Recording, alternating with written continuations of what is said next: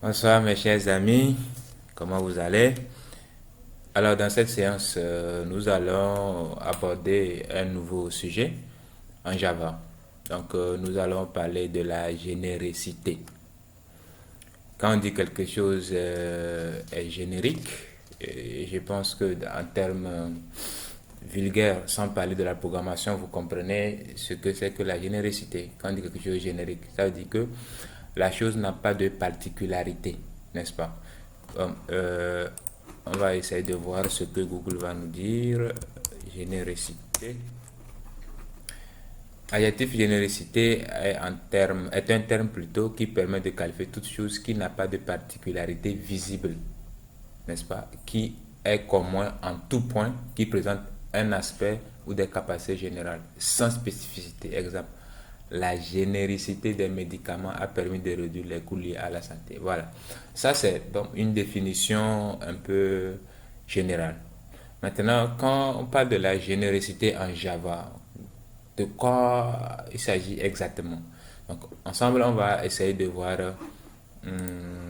vraiment en Java ce que cela signifie concrètement.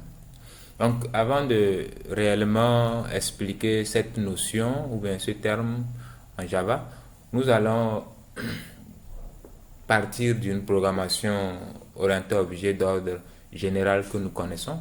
Donc, entre autres, cela veut dire que pour pouvoir parler de la généricité, vous devez d'abord comprendre la programmation orientée objet d'abord. Ok.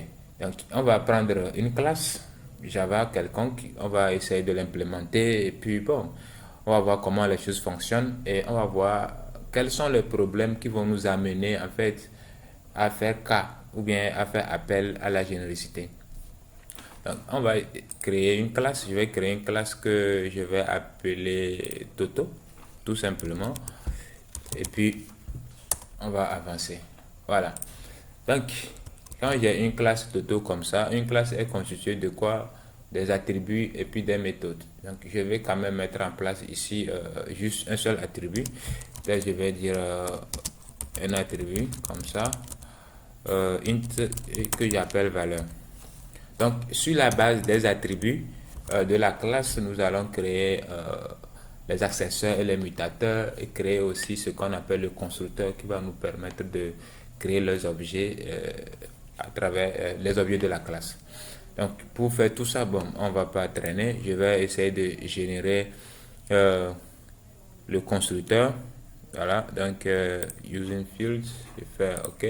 Donc, ça, c'est le constructeur. Et maintenant, les getters et les setters, je vais les générer aussi en passant par là. Et puis, je les génère. Bon, pour ceux qui ne comprennent pas la programmation orientée objet, bon, vous pouvez poser des questions par rapport à ça, je vais vous expliquer. Donc, à partir d'ici, tout ce que je vais expliquer, ça ne concerne que ceux qui comprennent déjà la programmation orientée objet. Voilà. Une fois le constructeur et les accesseurs et les mutateurs sont créés, nous pouvons très facilement créer les objets de la classe Toto. Voilà, donc pour pouvoir tester, je vais simplement créer aussi une classe qui va servir ou bien qui va contenir la méthode main. Voilà, la méthode main dans laquelle je vais essayer de créer les objets de la classe Toto. Comme j'ai un constructeur qui prend en paramètre un attribut de type int, alors je peux créer par exemple un objet Toto égale à new Toto. Voilà. Donc j'ai créé un objet comme ça dont la valeur de l'attribut valeur est égale à 10. Ah, d'accord. Et là, tout marche bien, mais je ne peux que créer des objets, n'est-ce pas, des objets qui ont une valeur numérique, c'est-à-dire dont la valeur est un entier, n'est-ce pas? Parce que j'ai un attribut de type entier et le constructeur prend en paramètre un entier. Et là, ici, je ne peux que créer des objets qui prennent des entiers en paramètre. Bon, si j'essaie, essayons de créer un autre objet, par exemple, qui va prendre en paramètre une chaîne de caractères. Je suis Toto. Là, ça ne marche pas parce qu'il n'y a pas un constructeur qui prend en paramètre une chaîne de caractères, c'est-à-dire un string. Donc, ça ne va pas marcher. Maintenant, l'idée, en fait, c'est de créer une classe, d'accord, qu'on peut utiliser pour créer n'importe quel type d'objet. C'est-à-dire que quoi, j'ai créé une classe et maintenant quand je viens pour créer les objets maintenant, alors c'est fini, je n'ai plus besoin de savoir si c'est un objet qui doit prendre un entier ou bien c'est un objet qui doit prendre une chaîne de caractères au niveau du constructeur. Donc j'écris les objets et ces objets, je peux passer n'importe quel type de variable. Je ne sais pas si je me fais comprendre. Donc, par exemple ici, le problème, je ne peux que créer des objets qui prennent en paramètre des entiers. Maintenant, je veux avoir une classe, d'accord, que je vais utiliser pour créer n'importe quel type d'objet. C'est-à-dire que je crée un objet qui peut prendre n'importe quel type de variable. Voilà. Ou n'importe quel type de données. Donc, c'est ça maintenant qui va nous amener à introduire ce qu'on appelle la générosité. Maintenant, pour rentrer dans le vif du sujet, peut-être que on peut réfléchir autrement. Quelqu'un peut dire, bon, si c'est pour créer n'importe quel type, pour créer des objets entre n'importe quel type de variable, on peut faire ceci. Quelqu'un peut dire, bon, je vais faire ceci. Au lieu de, je vais effacer ceci. Au lieu de mettre un entier ici, quelqu'un peut mettre par exemple object. Donc object c'est la super classe de toutes les classes qu'on crée dans la programmation Java. Donc si je mets object là-bas, cela suppose que c'est une variable ou c'est un attribut qui peut prendre n'importe quel type de valeur, c'est-à-dire n'importe quel type de variable, en sachant que tous les types de variables, tout type de variable hérite, d'accord, de la classe object. On est d'accord? Voilà. Donc, en utilisant le polymorphisme, exactement. Donc, avec cette transformation, on va essayer encore de générer le constructeur et puis on va voir ce qui va se passer. Je vais générer aussi les getters, etc. Bon, bien sûr que pour le moment, je ne les utilise pas. Mais je vais essayer de les générer. Voilà. Donc maintenant que j'ai utilisé un type de données object, vous allez constater que l'erreur que j'avais ici a disparu automatiquement. Donc ça veut dire que maintenant je peux créer n'importe quel type d'objet, d'accord, en utilisant ma classe Toto, sans avoir une contrainte sans avoir la contrainte que j'avais avec les entiers. C'est-à-dire ici par exemple je peux encore créer Toto par exemple T1 égale à new Toto et puis je vais passer par un booléen dedans. Ça marche, il n'y a même pas de problème. Il ne va pas me dire que non, je ne connais pas. Pourquoi tout ceci marche? Parce qu'on a passé object en paramètre à notre constructeur. Et quand on dit object, tous les types de variables que vous connaissez ont leur classe correspondante. D'accord? Donc quand vous prenez un int, il y a sa classe integer. Et quand on parle de classe, automatiquement la classe hérite de la superclasse object. Et automatiquement, en passant par le polymorphisme, ceci a un sens logique. Donc maintenant, je peux créer n'importe quel type d'objet. D'accord? Par exemple, je vais dire new Toto, new date. Donc je vais mettre tout ce que je veux parce que ce sont des objets. Je n'ai pas importé ici la date un instant. Import, voilà. Donc j'ai importé la date. Donc on peut créer n'importe quel type d'objet. Mais est-ce que ceci est réellement la solution à ce qu'on veut vraiment atteindre comme objectif? Bon, ok. Essayons autre chose. Maintenant que j'ai pu créer mon objet Toto ici, qui a en paramètre un nombre entier. Supposons que j'ai besoin de récupérer cette valeur et l'utiliser. Ça veut dire que je vais utiliser le getter, le setter. Vu que c'est un nombre, très facilement, par exemple, je vais dire que je vais déclarer un entier int que j'appelle val est égal à toto.getValeur, n'est-ce pas? Ça, c'est normal.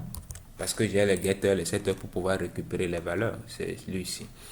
Mais maintenant, pourquoi est-ce que ça me souligne? Tac, tac, tac. Quelqu'un peut trouver le problème? Si vous arrivez à trouver, bravo. Le problème, tout simplement, parce que ici, nous sommes en train de manipuler les objets.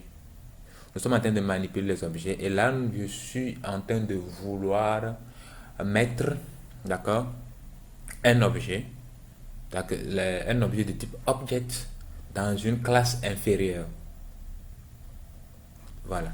Donc, je suis en train de vouloir mettre un objet de type object dans une classe inférieure. Donc, en règle générale, quand une classe A hérite de la classe B, et maintenant, je crée les objets de la classe B, je ne peux pas directement placer ces objets de la classe B dans la classe A. Il faut passer toujours par le casting. Ça veut dire quoi? Je dois dire maintenant à la valeur que je suis en train de récupérer qu'en fait, bien sûr que tu es un objet de type object, mais je vais te considérer comme un entier. Voilà. Là, je suis en train de faire le casting. Donc, j'ai diminué, d'accord, la généralité. Parce que quand c'est object, c'est plus général. D'accord? J'ai ramené maintenant l'objet que j'ai récupéré pour dire que non, toi, tu es un entier. D'accord? Bon. Voilà. On a essayé de trouver une solution pour pouvoir utiliser les valeurs. Voilà. Qu'on récupère. Donc, ça veut dire que de la même façon, si je veux, par exemple, récupérer le string que j'ai passé à mon objet T là-bas.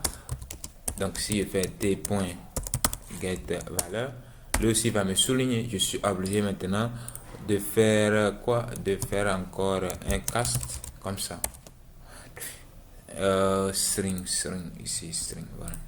Donc, ce n'est pas vraiment pratique, même si maintenant je suis capable de créer les objets sans se soucier du type à passer en paramètre à mon constructeur. Je serai d'une manière ou d'une autre appelé à faire les castings, plusieurs castings pour pouvoir vraiment utiliser mes objets. Et là, ça aussi, ça crée un problème. Alors, quelle solution on peut trouver à ce problème? C'est là que va intervenir la puissance de Java. Donc, au lieu d'utiliser object common comme type de variable, nous allons introduire une nouvelle notion en Java. Donc, quand vous déclarez la classe, tout simplement, vous mettez les chevrons ouvrant et fermant, c'est-à-dire le signe inférieur supérieur devant la classe, et vous passez un type de variable qui est générique. C'est-à-dire que ce n'est pas spécifique en fait. Donc ici, généralement, vous allez voir que dans l'exemple, on va utiliser T, vous êtes libre d'utiliser V, P, tout ce que vous voulez. C'est une variable en fait. Vous pouvez utiliser X, vous pouvez utiliser C, vous pouvez utiliser tout ce que vous voulez. Voilà. Maintenant, quand je le fais comme ça aussi, maintenant la déclaration de mes attributs, maintenant je mets aussi T comme type de variable. Donc je vais régénérer maintenant tout le constructeur et puis le getter, les setters. D'accord? Donc je fais comme ceci et je génère encore le getter, les setters. Voilà. Maintenant, allons-y voir est-ce que nous serons encore obligés d'utiliser le casting pour pouvoir utiliser nos objets. Voilà. Donc ici, j'ai Toto, je passe un entier, je passe une chaîne de caractères, je passe un booléen, ici je passe une date. Sans me dire, ok, mon constructeur est un entier, donc je dois passer un entier, mon constructeur est une chaîne de caractères. Non, non, non, il n'y a plus ça. Tout est générique, donc je passe les valeurs sans regarder le type en fait. Donc ici maintenant, on va essayer de voir, est-ce que nous avons besoin de un instant, qu'est-ce que... Voilà. Maintenant, toujours le problème persiste.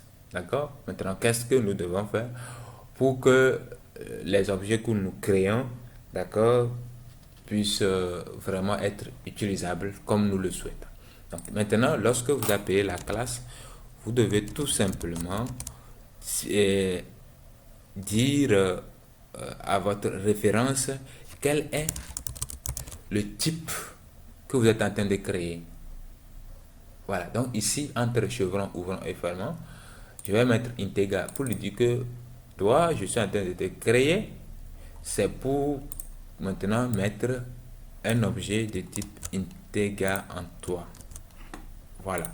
Donc, une fois que c'est fait ainsi, vous allez voir que je ne suis plus obligé, d'accord, d'utiliser le casting pour pouvoir utiliser la valeur que retourne mon getter. Parce que là, il sait évidemment que je suis en train de créer un entier. Voilà. Donc, la même chose pour les strings. Donc, ici, je vais mettre tout simplement un string. Et dès que je mets le string, en fait, je ne suis plus obligé de faire le casting aussi. Donc, j'enlève tout simplement ceci. Et puis, voilà, vous allez voir que, voilà, le travail est fait. Très simple, très pratique. Vous n'êtes plus obligé. Donc, si dans votre programme, vous savez que vous avez un objet, voilà, vous aurez à créer des objets qui vont prendre plusieurs paramètres. Vous pouvez passer plusieurs paramètres génériques. Donc, on va y arriver. On va parler de plusieurs paramètres génériques qu'on peut aussi passer à notre objet lors de la création. Mais nous allons faire face à un autre problème ici. Nous allons faire face à un autre problème ici que je vais maintenant expliquer dans la prochaine séance. C'est quoi le problème? Voilà, maintenant, imaginez que je fasse maintenant, j'ai créé un objet Integra Toto ici. Maintenant, devant, si je dis Toto égale new Toto, et je mets par exemple string, et là, je dis je suis Toto. Ça me souligne. Pourquoi? Parce que, ah ben oui, je l'ai dit ici que je suis en train de mettre un entier dedans. Ah, bon, moi, je veux pouvoir créer un objet. C'est vrai, j'arrive à le créer de façon générique. Mais bon, moi, je veux pouvoir le créer. Et puis, bon, dans la suite, je place tout type de données dedans. Donc, pourquoi est-ce que j'ai ce problème? Alors, dans la prochaine séance, nous allons expliquer tout ça pour voir comment éviter ce problème. Alors, n'hésitez pas à vous connecter puis poser toutes vos questions pour que je puisse mieux vous expliquer si vous avez des zones d'ombre.